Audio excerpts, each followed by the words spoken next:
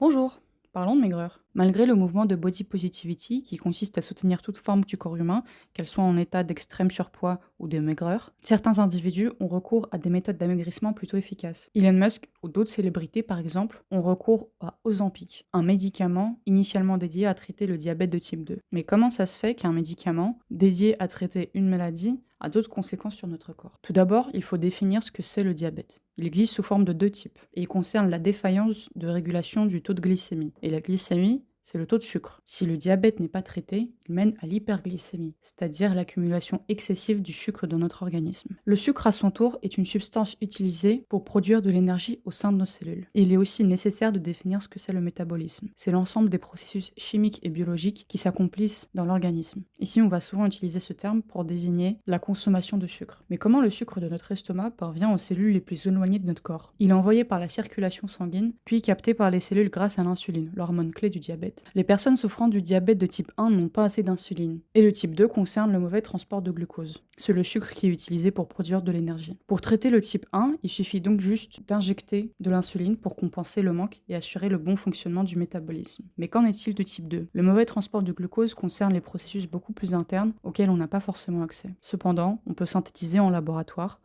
une molécule capable de mimer l'action de la molécule défaillante. Ici, il s'agit de l'analogue de la protéine glucagon-like peptide 1, plus couramment appelée GLP-1. Elle inhibe la synthèse du glucagon et favorise la sécrétion de l'insuline, hormone défaillante dans le cas de diabète de type 2. Je vous propose une petite pause car ça fait beaucoup d'infos d'un coup. Si la cause du diabète de type 2 est l'insuline défaillante, alors pourquoi ne pas s'injecter de l'insuline comme dans le type 1? Ça peut être pratique dans certaines conditions en réalité. Et j'ai oublié de préciser que l'organe responsable de la sécrétion de certaines hormones est le pancréas. Et dans la majorité des cas, on essaie de mimer son comportement afin de ne pas le choquer de trop brusques changements. Après tout, l'injection de n'importe quelle substance peut être interprétée par notre corps comme un cambrioleur qui pénètre dans notre maison. Alors notre corps a recours à son propre mécanisme de défense. Il appelle la police, qui est appelée aussi le système immunitaire. Souvent, après des opérations sévères, les patients doivent prendre des médicaments pour atténuer le système immunitaire pour qu'il n'y ait pas rejet d'un nouvel organe qui vient d'arriver. L'allergie est aussi un excellent exemple de manifestation du système immunitaire. Sauf qu'ici, l'agent pathogène peut être par exemple des acariens, des poils de chat, des grains de pollen, etc. en fonction de ce à quoi vous avez une allergie. Il existe aussi des maladies auto-immunes. C'est lorsque notre système immunitaire devient paranoïaque et cherche des cibles là où il n'y en a pas. Ça tombe bien, c'est exactement ce qui se passe dans le cas du diabète de type 1.